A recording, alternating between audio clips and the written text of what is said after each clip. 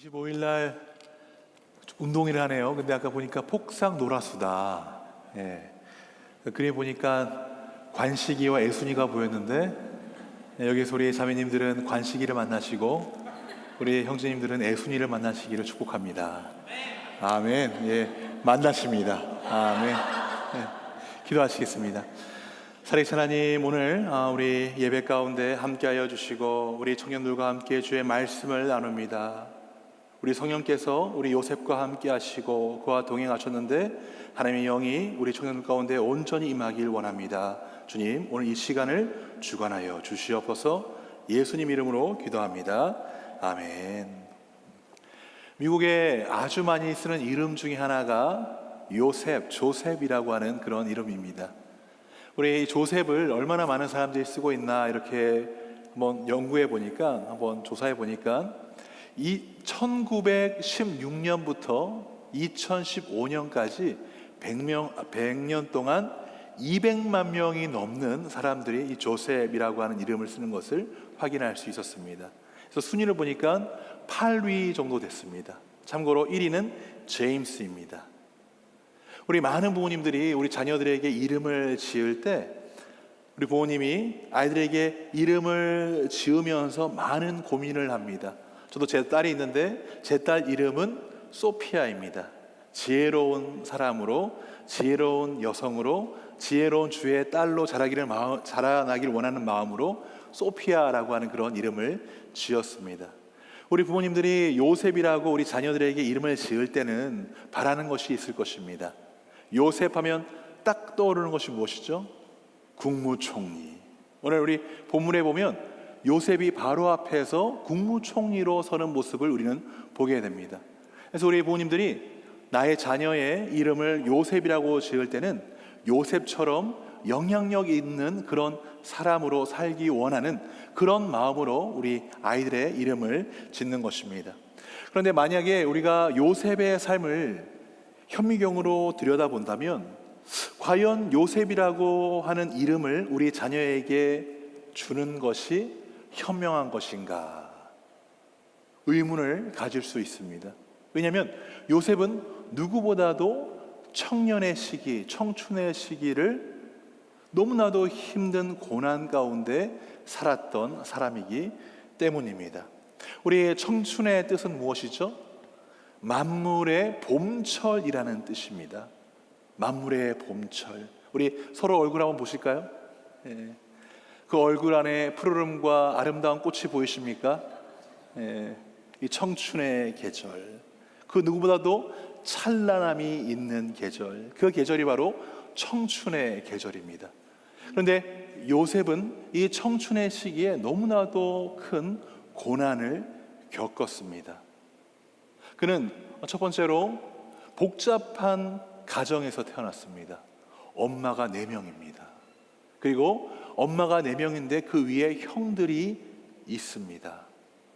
그리고 그는 어렸을 때 너무나도 큰 상처를 받게 되는데 그것은 17살 때 사랑하는 형제들로 하여금 버림받았다라는 것입니다. 그의 인생의 스테이지를 보면 웅덩이가 있습니다. 이 웅덩이는 형제들의 배신으로 버림받는 시간이죠.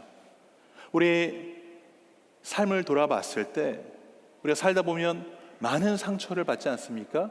근데 그 중에 내가 상처를 받는 데 있어서 아무런 방어 기제 없이 받는 곳이 바로 가정입니다. 그래서 어렸을 때 가정으로부터 받는 상처는 잘 씻어지지가 않습니다. 혹시 이 자리에 가정으로부터 상처가 있으신 분들이 있다면 이 시간 하나님께서 그 마음을 치유해 주시기를 축복드립니다. 그리고 그가 이제 웅덩이에 빠져서 그리고 형제들에 의해서 애굽으로 팔려가죠. 애굽으로 팔려가서 그가 갔던 곳이 보디발이라고 하는 집에 이 종으로 가게 됩니다. 그곳에서 그는 아주 열심히 일했습니다. 그래서 17살에 팔려갔는데 그가 20대에 접어들었을 때 보디발은 요셉을 인정했고 요셉에게 집의 모든 일들을 맡겼습니다. 이 보디발은 보통 사람이 아닙니다. 이 당시 애굽이라고 하는 가장 강대했던 나라의 친위 대장이었어요. 왕의 군대를 관리하는 사람이었습니다. 그렇기 때문에 요셉은 궁중 옆에 살았고, 그리고 그 보디발의 모든 것들을 관리하는 사람이었다. 그래서 요셉은 그 집안의 가장 높은 하인이었지만 또한 애굽에서도 힘이 있는 그런 사람이었습니다. 그런데 또 요셉이 시련을 겪게 되죠. 보디발의 아내가 이 요셉이 잘생겼던지 유혹을 합니다. 저는 이 보디발의 아내 생각하면 딱 떠오르는 이미지가 하나 있습니다. 제 세대 때는 핑클이 최고였습니다. 이효리, Just one 10 minute. 그래서 이 보디발의 아내가 요셉을 유혹했습니다. 그런데 요셉은 하나님을 두려워했고, 그리고 보디발을 전심으로 섬겼기 때문에 아내를 범하지 않았습니다. 하지만 요셉의 그 거부 앞에 이 보디발의 아내가 너무나도 수치스럽고 화가 나서 저 히브리 노예가 나를 겁탈하려고 했다. 그래서 그 누명을 받고 요셉은 감옥으로 가게 됩니다. 요셉은 여기에서도 인생의 시련을 맞게 됩니다. 가정에서의 시련을 겪었죠. 이번에는 자신이 일하는 일터에서 시련을 겪게 되는 것입니다. 내가 너무나도 좋아했고 따랐던 나의 상관, 나의 보스에 의해서 버림을 받는 거죠. 우리 성경을 읽어보면 보디발이 과연 요셉이 억울하게 누명을 썼다는 것을 몰랐을까요? 아니죠. 그는 누구보다도 요셉의 정결함을 알고 있었습니다. 그리고 자신의 아내는 누구보다도 자신이 잘 알죠. 하지만 자신의 위치가 있기 때문에 요셉을 감옥으로 보낸 것입니다. 그래서 요셉은 가정에서의 상처를 겪게 됐고, 또한 자신이 인정받았던 일터에서도 지금 버림을 받은 것입니다. 그 다음에 스테이지가 바로 감옥입니다. 그 감옥에서도 요셉은 정말 열심히 일했습니다. 그 요셉을 보고 이제 감옥의 간수장이 또한 감옥에서 있는 모든 행정 일을 또한 요셉에게 맡겼죠.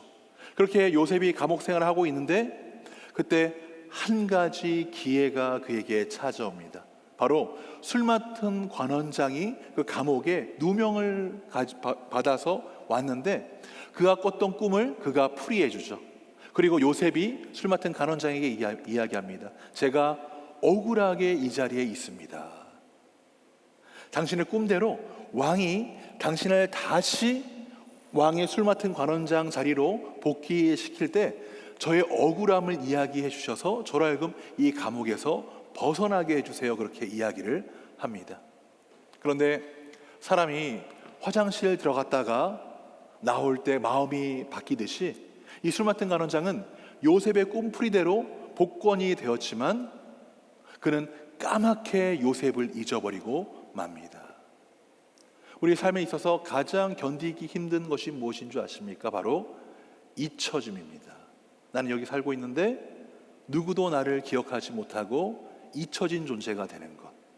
요셉은 17살부터 30세가 되기까지, 오늘 말씀에 이 국무총리로 서기 전까지 그는 가정에서 배신을 당했고, 자신의 인정을 받던 일터에서도 배신을 당했고, 또한 잊혀짐의 고통을 겪게 된 것입니다. 만약에 제가 요셉이라면 저는 정신병원에 들어갔을 것입니다.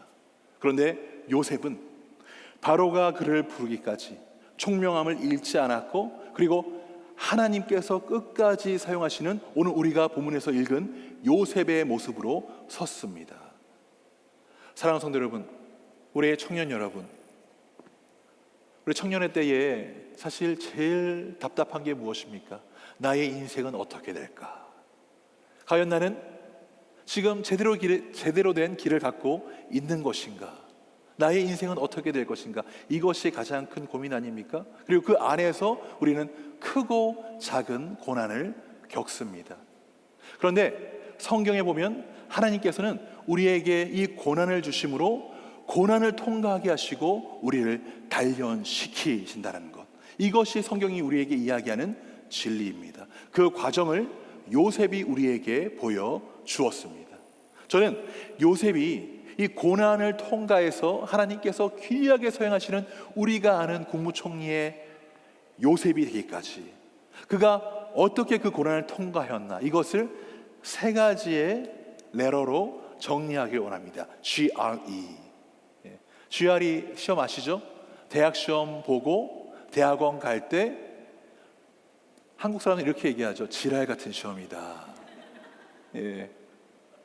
엄청난 많은 단어를 외워야 되지 않습니까? Graduation, Record, Examination, GRE. 그래서 저는 이 자리에 있는 우리 청년들이 오늘 말씀을 통해서 어떻게 하면 나도 이 고난을 잘 통과하고 고난의 시험을 잘 통과해서 요셉과 같이 하나님께서 사용하시는 주의 삶이 될 것인가, 그 삶의 지혜와 비결을 배워가시기를 주님의 이름으로 축복합니다. 첫 번째로 우리가 요셉의 삶을 통해서 얻을 수 있는 교훈은 하나님의 비전을 붙잡으라입니다. Grab God's vision. 하나님의 비전을 붙잡아라. 요셉의 이야기는 창세기 37장부터 시작이 됩니다. 우리는 창세기 37장부터 하나님께서 어린 요셉에게 어떤 꿈을 주셨는지를 확인하게 되는데요. 우리 다 함께 창세기 37장 6절에 7절을 보도록 하겠습니다. 요셉이 그들에게 이르되 청하건대 내가 꾼 꿈을 들으시오. 우리가 밭에서 곡식단을 묶더니 내 단은 일어서고 당신들의 단은 내 단을 둘러서서 절하더이다. 요셉이 어렸을 때 꿈을 꿨습니다. 이 꿈은 어떤 꿈이냐면 아버지와 어머니와 형제들이 자신에게 절하는 꿈이었습니다. 이 꿈은 통치자의 꿈입니다. 하나님께서 요셉을 통치자로 세우시겠다라고 하는 그런 놀라운 계획이 담겨 있는 그런 꿈이었습니다. 이 꿈은 하나님께서 요셉을 아주 존귀한 자로 세운다는 또한 꿈이었습니다. 요셉은 그 꿈을 기억했습니다. 그 꿈을 기억했기에 그 삶 가운데 여러 가지 어려움이 있다고 할지라도 그는 하나님께서 나에게 주신 그 꿈들을 기억하면서 한 걸음 한 걸음 나아간 것입니다. 사랑하는 성도 여러분, 우리가 고난을 당할 때, 그리고 내 어려운 일에 처할 때, 그때 우리의 시야는 어떻게 되나요? 아주 좁아집니다. 그리고 그 문제에만 집중합니다. 그렇게 했을 때 우리는 전체의 그림을 보지 못합니다. 하지만 우리가 문제 가운데 있을 때 한 걸음 뒤로 물러서서 하나님을 바라보고, 그리고 하나님께서 나에게 주신 꿈을 다시 한번 바라볼 때 우리는 그 문제에서 벗어나 하나님께 지혜를 구할 수 있습니다. 예전에 1800 후반에 사무엘 피에르 폰트 랭리라고 하는 사람이 있었습니다. 그는 한 가지 목표가 있었어요. 뭐냐면 누구보다도 빨리 최초로 동력 비행기를 만드는 것이 그의 목표이자 꿈이었습니다. 근데 그의 꿈에는 한 가지 단점이 있었죠. 무엇이냐면 나는 누구보다도 빨리 세계 최초로 비행기를 만들어서 나의 이름을 역사에 새기겠다. 이 꿈은 누구를 위한 꿈입니까? 자기 자신의 명예를 위한 꿈이죠. 그래서 그는 비행기를 만들려고 엄청 노력을 했습니다. 우리가 어떤 일을 이룰 때 크게 세 가지의 자원이 필요합니다. 하나는 자본이 필요하죠. 이 사람은 부유한 집안에서 태어났고, 그리고 나사와 펜타곤으로부터 지원을 받았습니다. 그래서 자신의 꿈을 이루는 데에 자본이 있었습니다. 그리고 또 두 번째가 인적 네트워크가 있었습니다. 그는 스미스 어니언의 멤버였는데 많은 학자들이 그와 함께 했습니다. 그래서 그는 자본이 있었고 인적 네트워크가 있었습니다.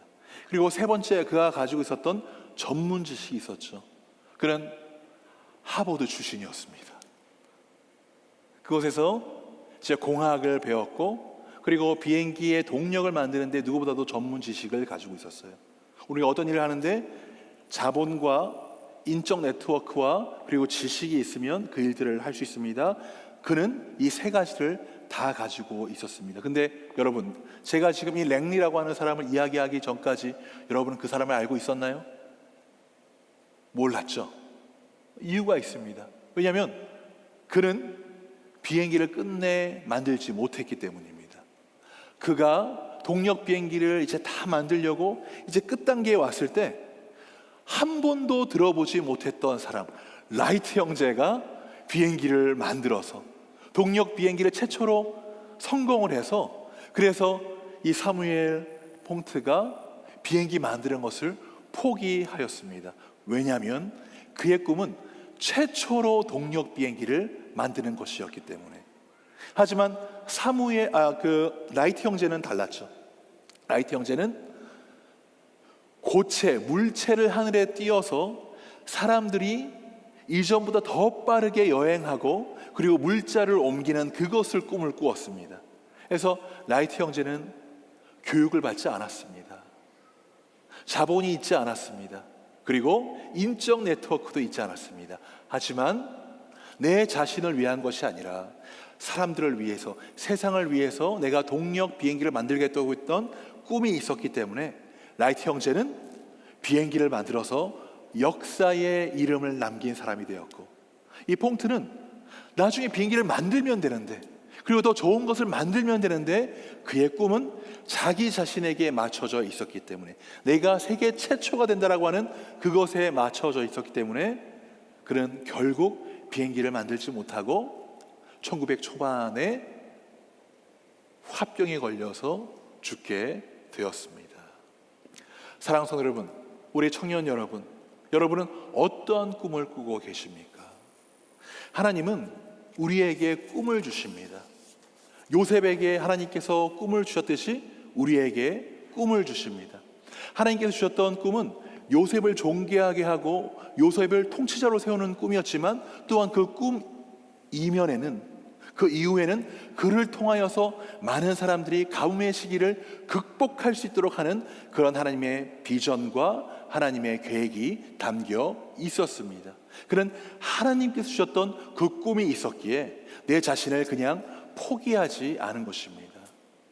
우리에게 있어서 가장 위험한 것은 절망, 꿈을 잊어버리는 것입니다. 꿈을 잊어버리면 자포자기하게 됩니다. 하지만 아무리 어려운 상황 가운데 있다고 할지라도 하나님께서 나를 사용하신다, 하나님께서 나를 통하여 주의 일들을 하기 원하신다, 그리고 나를 통하여서 하나님께서 많은 사람들을 구원하기 원하신다라고 하는 그 꿈이 있다면, 우리는 다시 한번 일어나 하나님께 구하고 그 꿈을 위해 전진할 수 있는 것입니다. 우리 청년 여러분, 꿈을 꾸시기 바랍니다. 그리고 만약에 나에게 지금 하나님께 주신 꿈이 없다면 하나님께 구하시길 바랍니다. 하나님은 구하는 자에게 하나님의 것을 주십니다. Grab your God's vision. 하나님의 꿈을 잡으시기 바랍니다. 두 번째는 R입니다. R. Recognize your God's sovereignty. 하나님의 주권을 인정하라. 요셉은 하나님께서 주신 꿈을 가지고, 그리고 그 꿈을 위해서 한 걸음 한 걸음 전진하였습니다. 그는 하나님께서 자기 삶의 주인이라고 하는 그 주인 의식을 가지고, 그리고 어려움 그리고 고난의 시기를 하나님과 함께 동행하고 그 고난을 돌파하였습니다. 그 고백을 우리 한번 보시기 바랍니다. 창세기 45장 7절에서 8절까지 말씀인데 제가 읽도록 하겠습니다. 하나님이 큰 구원으로 당신들의 생명을 보존하시고 당신들의 후손을 세상에 두시려고 나를 당신들보다 먼저 보내셨나니, 그런즉 나를 이리로 보낸 이는 당신들이 아니요 하나님이시라. 하나님이 나를 바로에게 아버지로 삼으시고 그 온 집의 주로 삼으시며 애굽 온 땅의 통치자로 삼으셨나이다. 우리 원수는 어디서 만나죠? 외나무 다리에서 만납니다. 요셉이 국무총리가 되었습니다. 제가 만약에 요셉처럼 그렇게 어려움 가운데 국무총리가 됐다면 저는 저를 위해서 그 힘을 썼을 것입니다. 그리고 첫 번째로 했던 것이 복수를 선택하였을 것입니다. 요셉이 정말 총리가 되기까지 그렇게 고생했던 이유는 무엇입니까? 근원적인 이유는 형제들이 나를 팔았기 때문에. 이제 고대 근동 지방에 기근이 왔습니다. 그리고 많은 사람들이 배에 굶주려서 어떻게 하면 이 배고픔을 해결할까, 이 문제 해결하는 이 방안을 모색을 했습니다. 그런데 한 가지 소식이 들렸습니다. 애굽에는 양식이 있다라는 것입니다. 왜냐하면 요셉이 총리가 돼서 이전에 풍년이 있었는데 그때 양식을 잘 보존했기 때문입니다. 그래서 그 이야기를 들은 애굽 근처에 살았던 야곱의 아들들, 그러니까 요셉의 형제들이 이제 애굽을 찾아옵니다. 그리고 요셉이 자신의 형제들을 만났습니다. 제가 만약에 요셉이었다면 그들에게 벌을 내렸을 것입니다. 하지만 요셉은 형제들에게 벌을 내리지 않았습니다. 그에게 벌을 내릴 수 있는 힘과 권력이 있었음에도 불구하고 그는 형제들에게 벌을 내리지 않았습니다. 왜냐하면 아까 요셉이 했던 고백처럼 나로 하여금 집에서 종으로 팔리게 하고 감옥으로 가게 하고 나로 하여금 이 고난을 겪게 하신 모든 것이 하나님의 계획으로부터 왔다라는 것을 내가 인정하기 때문에 내가 당신들에게 복수하지 않겠습니다. 이렇게 고백을 했던 것입니다. 요셉은 하나님께서 주신 꿈을 가지고 하나님께서 나의 삶의 주인 되신다라는 그 놀라운 사실, 진리를 알았기 때문에 그는 어려움 가운데서도 하나님께 나의 주권을 맡긴 채 고난의 시간을 묵묵하게 견딜 수 있었습니다. 사랑하는 청년 여러분, 내 삶의 주어를 하나님으로 바꾸시길 바랍니다. 이것이 방법입니다.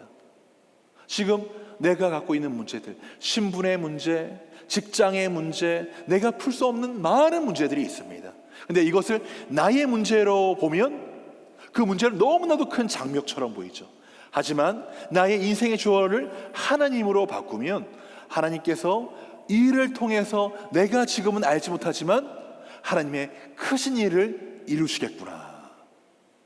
우리는 그러한 신뢰와 믿음을 가지고 요셉처럼 당당하게 설 수 있는 것입니다. 요셉은 17세에 꿈을 받았어요. 그리고 그 꿈이 실현되는 것은 30세였습니다.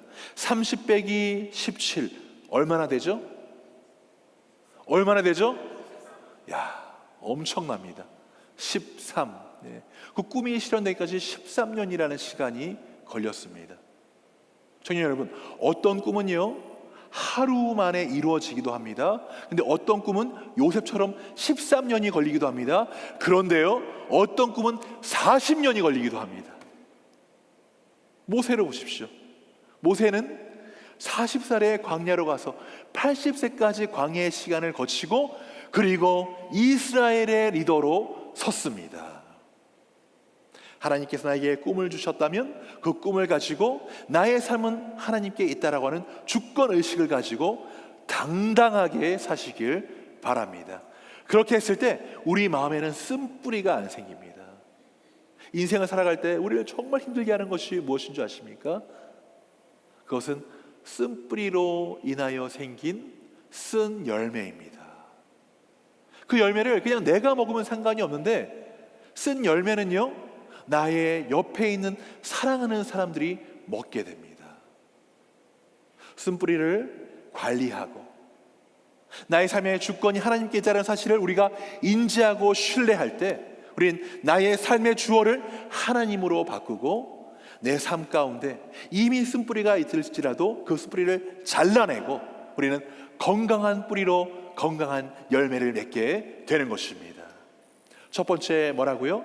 하나님께서 꿈을 꾸십시오. grab. 하나님의 비전을 붙잡으십시오. 그리고 두 번째, recognize. 하나님의 주권을 인정하시기를 주님의 이름으로 축복드립니다. 세 번째,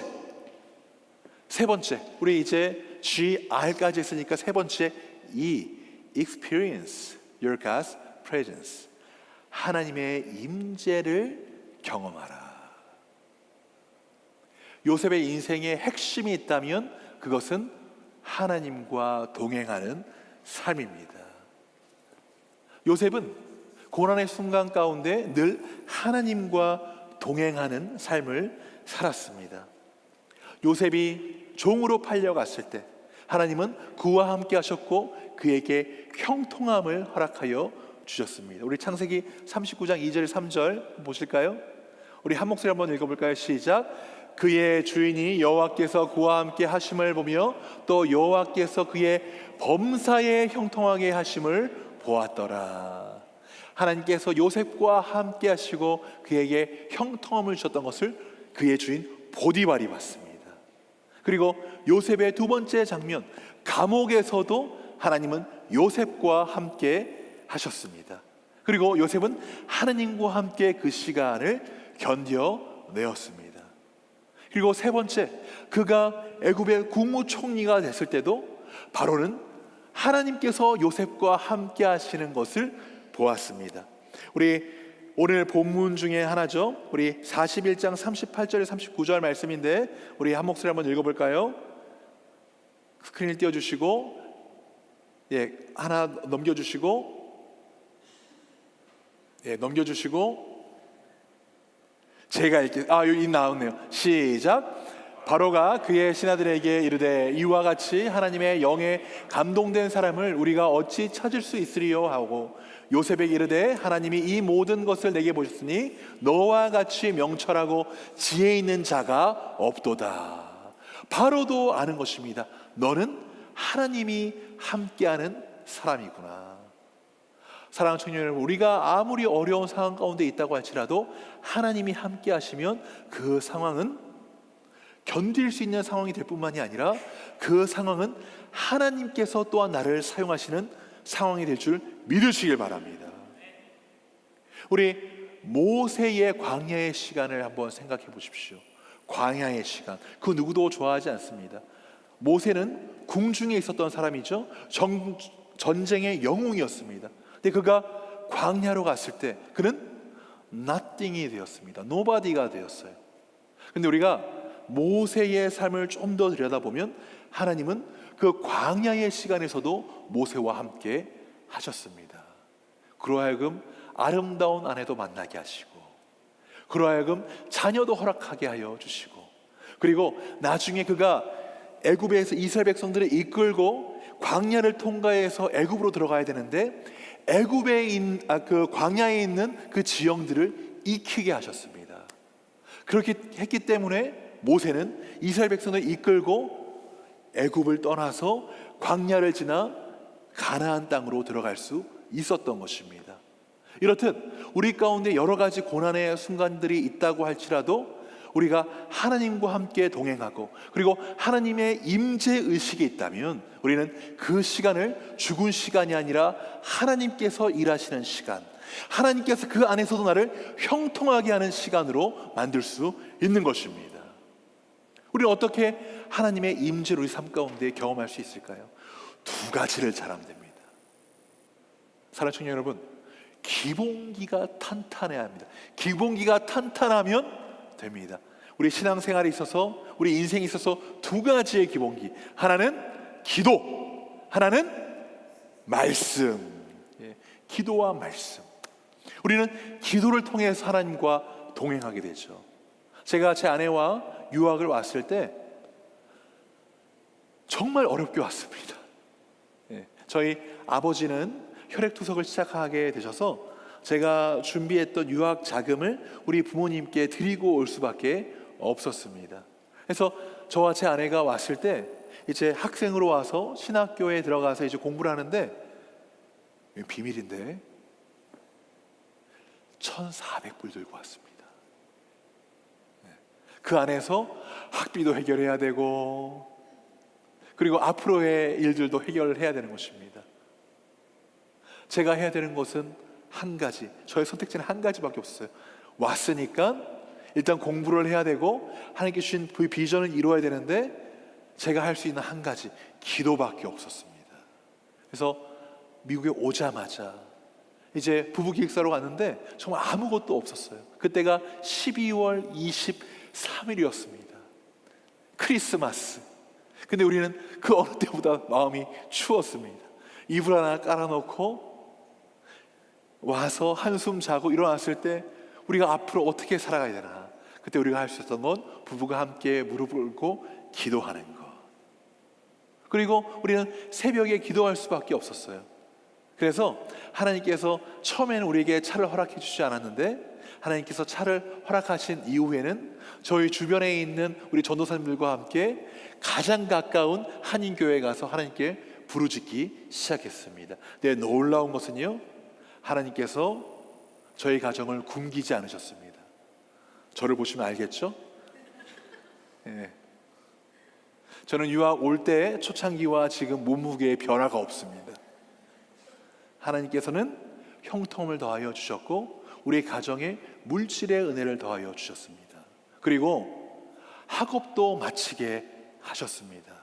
또한 사역을 통하여서 제가 전 교회에서 또한 청년부 사역을 하게 하셨고, 그리고 교회에서 저는 이전에 사역자가 아니었는데 하나님께서 저의 사역의 지경을 넓혀 주셨습니다. 그리고 나서 세상에서 제일 좋은 교회 새생명비전교회에서 여러분과 함께 하나님의 은혜를 나눌 수 있는 것입니다.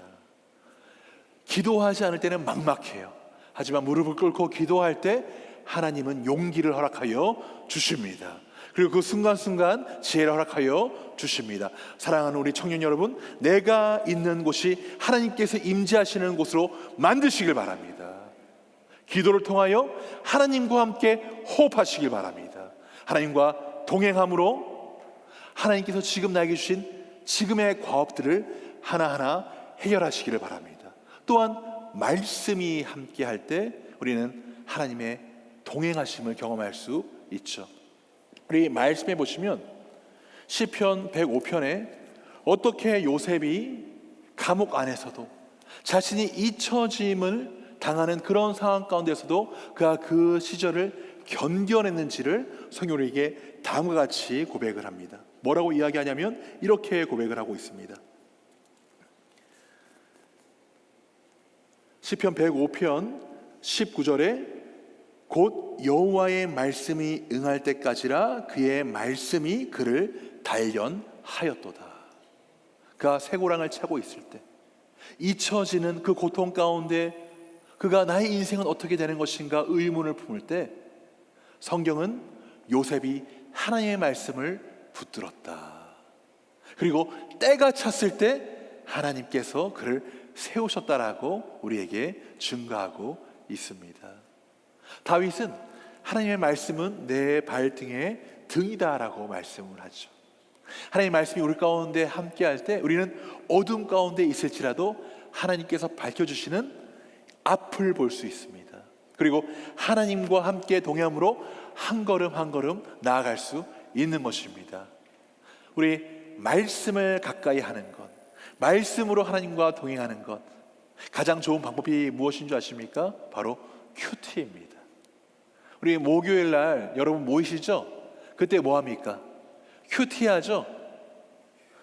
목요일 날 모이시길 바랍니다.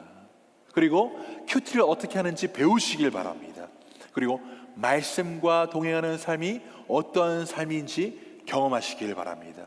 그렇게 요셉이 기도와 말씀으로 우리 하나님을 구했을 때 하나님은 그와 동행하셨고, 그리고 그가 하나님의 임재를 경험함으로 요셉은 그 고난의 시절 가운데서도 하나님과 함께 동행하며 그 모든 시간을 이겨낼 수 있었던 것입니다.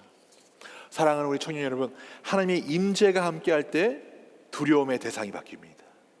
하나님의 임재를 경험할 때 하나님을 경외하게 됩니다. 그리고 하나님을 경외함으로 다른 두려움은 사라집니다. 사랑하는 청년 여러분, 반심이 아닌 전심으로 하나님을 신뢰하길 바랍니다. 우리 요셉 될 수 있었던 세 가지. 첫 번째가 뭐라고요? grab. 발음 좋습니다. 감사합니다. 비전을 붙잡으라. 두 번째, recognize. 하나님의 주권을 인정하십시오. 그리고 세 번째, experience. 하나님의 임재를 날마다 경험하시길 바랍니다. 그렇게 우리가 하나님께 주신 꿈을 가지고 하나님의 주권을 인정하고 그리고 하나님의 임재 가운데 한 걸음 한 걸음 나아갈 때 우리는 비로소 하나님께 전심으로 나아갈 수 있는 것입니다. 믿음의 반대는요, 불신이 아닙니다. 믿음의 반대는 반심이에요. 구하고도 믿지 않는 것입니다. 내가 우리 주님 안에서 꿈을 가졌다면 전적으로 믿으시길 바랍니다. 그리고 전적으로 나의 삶을 하나님께 온전히 드리시길 바랍니다. 그리고 내 삶 가운데 하나님의 임재를 초청하시기를 바랍니다. 그렇게 할 때 우리는 우리 하나님께서 주시는 시야로 내 인생을 바라볼 수 있습니다. 신앙의 여정은요, 해석의 문제입니다. 내가 어떻게 나의 삶을 해석하는가. 하나님을 신뢰하고 하나님의 눈으로 나의 삶을 바라볼 때 우리는 믿음으로 모든 것들을 해석할 수 있습니다. 그렇게 할 때 우리는 아무리 어려운 상황 가운데 있을지라도 낙담하지 않고 다시 한번 무릎을 펴고 일어나서 우리 주님을 바라보고 한숨을 소망으로, 불평을 감사로 여기고 다시 한번 나아갈 수 있는 것이죠. 이것을 우리는 하나님의 섭리를 믿는 삶이라고 이야기합니다.